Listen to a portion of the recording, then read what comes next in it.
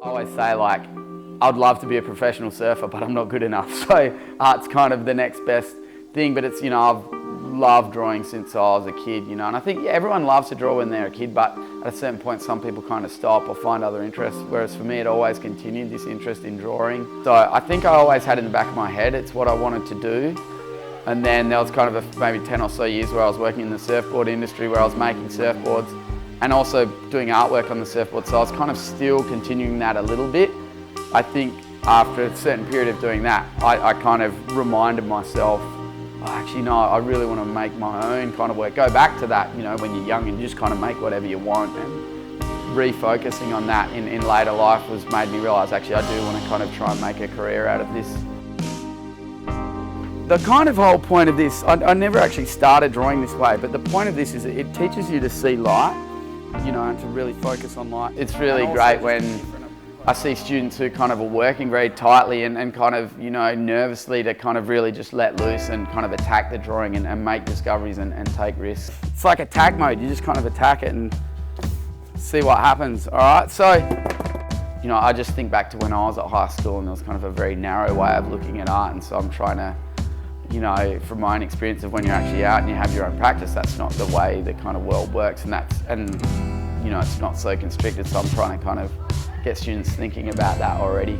I wouldn't add any more red, but you see in the centre, there's just the one little red on the tongue, so we're making a big collaborative drawing, and for me, the reason I wanted to do this, do it in this kind of format rather than a big mural on a wall, is that I think the process is almost more important than the outcome, you know, so that they're really learning something. It's not just about having a pretty picture at the end. We're very we like to cling on to what we have, so he's been trying to like loosen us up, make us feel less precious about what we've done, so that we can, you know, if something's not working, we can get rid of it without trying to make it better, which it just isn't going to happen.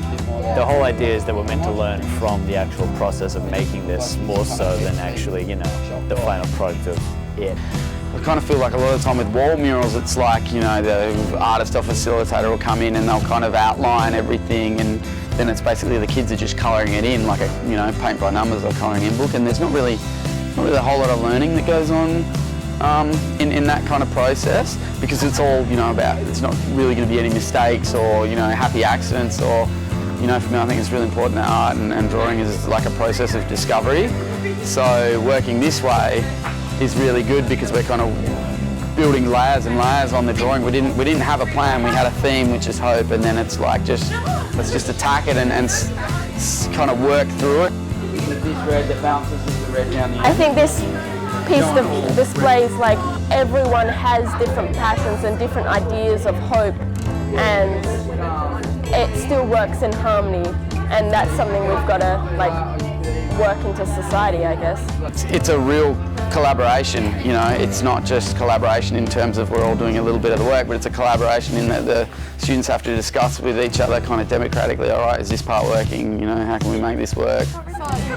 See, and even that works because now you've got this like smudgy bit of black that's different to this black, that's different to the grey. It's really good being able to collaborate with everyone else and getting Andy's tips on how to, you know, get everything to the blend and work together in one uniform idea, and yeah, it's good. Do we like it? Yeah. I think something that is always great to see, you know, and that, you know, I've noticed today is you'll have a student who's working, you know, really tightly, or, you know, is kind of almost kind of stressing about it, and then to see them loosen up and just kind of really attack the drawing and, you know, have that release of, you know, because art drawing can be very therapeutic. It shouldn't just be about, you know, worrying about the end result, but also the journey to get there, and that, again, that idea of it being a process of discovery. So it's really great to see kids kind of really just attack the drawing, just have a good time with it. You kind of like make the most out of your mistakes in a way, like you make that as the artwork, as in, so you don't have to erase anything and you add on from that and grow from that. I guess I've learnt that you can turn any mistake into something like really creative, and I can have a different way of drawing like I never have before. I really enjoy this. Like normally I would just do like some plain sketch, but this has taught me to be exposed to something different. Just taking a looser, more intuitive approach to drawing and making work. you know, and not put pressure on themselves to achieve a perfect outcome, because perfect's kind of boring. I think perfect is kind of the worst thing to aim for when you're making work with them blended, because then you'll lose that kind of real sense of structure. Well, I really like how he's shown me that with a mistake you can actually make it look better, and you don't have to be 100% perfect. You can make it look weird and it will still come out alright. So I get like look at those little bleedy kind of marks in there, right? If I was doing it all slow and careful. We're really lucky to have this experience. From what I've learned now, that it doesn't matter if you mess up, like you can just change it around and it'll just work. It's like, maybe I can't be bothered with the back of the head here, and I like the idea of it being this weird shape. I find I get really good responses, particularly from kids, because a lot of my work is, I kind of talk about this idea of happy accidents, of having discoveries in art, that, if something drips, often that's the most exciting part of the work, to kind of, so to not put this kind of pressure on themselves to achieve a certain result, but, just kind of engage in the process of making work and see what comes out at the end, like as a process of discovery. See that? It was a dud, now it's doing something, isn't it? Now it's kind of working. Maybe I like the idea of it being like a... One thing I'm really interested in is finding new materials to work with and new ways of working, particularly, because there's kind of traditions of painting and drawing and accepted ways of doing things, trying to find new ways of making marks, new ways of seeing, and so a lot of that's about finding tools that aren't art making tools and trying to make work with those, so the sander polisher, or using a motorbike burnouts as a form of drawing effectively. But so just map it out, keep it loose, keep it light.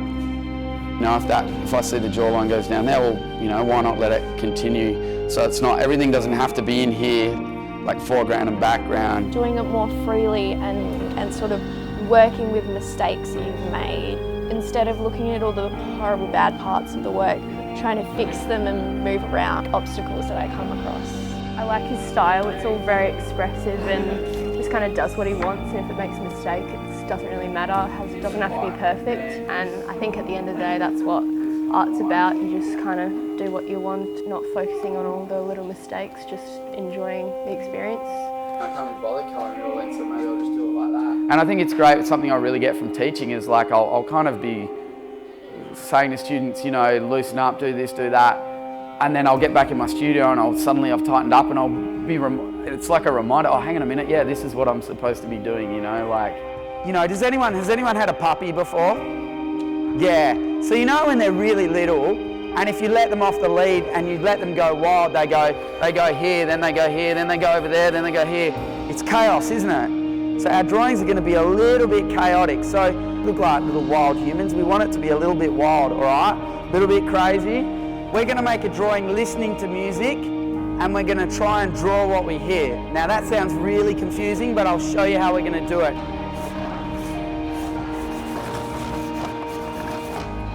So I'm going to dance, but I'm going to draw at the same time. Go! 2 hands. Just think your pencil's dancing on the page.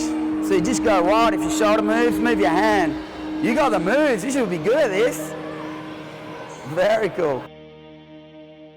I'll be working with some of the parents, doing drawing workshop with them as well, which will be really kind of exciting. That's the first time I've done that at school, where I've worked with the kids and the parents, which I think is a great kind of initiative so that when the kids bring home their drawings, that some of them might be kind of chaotic or might not seem abstract or not make sense to the parents, that they can come and engage with that process as well and kind of have an understanding of, that there is kind of method to the madness. I'm really excited about doing this. I've never been to a school where I do workshops with the kids and then they get parents to come in, which I think is really good, because everything that I kind of teach it's really about the process. It's not just about having a pretty image at the end. It's really about, I'm more interested in people actually learning something, and some of these drawings that they might make, which might make look a little strange or abstract to the parents, are going to make a lot more sense once they have context to, this is the process we're doing and this is why we're doing it and this is what we're learning from it. It's teaching us to loosen up, to, because our brain's going to tell us, don't go through it, But so I want you at some point to force yourself to go from the top all the way down to there, to go from there to there, all right? And that's going to be for the perfectionists among you. It's going to be really difficult, but I want you to force yourself to break through that. So I'm going to time it. We're going to go a 2-minute continuous line drawing. Wherever your eye goes, the pencil goes. The pencil never comes off the page. Obviously you can't cheat with this, right? It's really clear. You know, I think what Andy's done is just freed up everyone, that everyone can do this and enjoy it. And it doesn't mean making a pretty picture at the end of it. The art, when I was growing up, was very much about product driven and having to be right or wrong. And so I'd really wanted to be in a workshop where you can just come and feel free to be able to just explore your creativity. What Andy Quilty teaches is that's what art's about.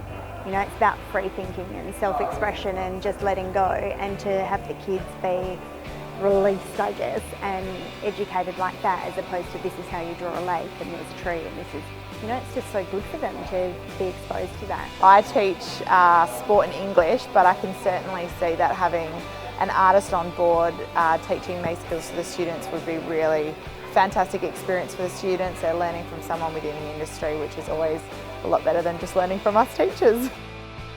And you're only allowed to look at the photo, you're not allowed to look at your drawing for a full minute. I think that's what's been really great about this whole residency, is that it's about learning. It's not just about outcomes in terms of beautiful images or kids trying to show off. It's about actually getting into the guts of learning and working things out and creatively problem solving and all that good stuff that making good art's about. I think Newman's done a great job in this space, getting, you know, a resident artist to come and, you know, encourages kids to be free with, you know, the way they look at the world and the way they see their art. And I think it's a really good initiative that the school's done this year, and I applaud them for it. It's been great.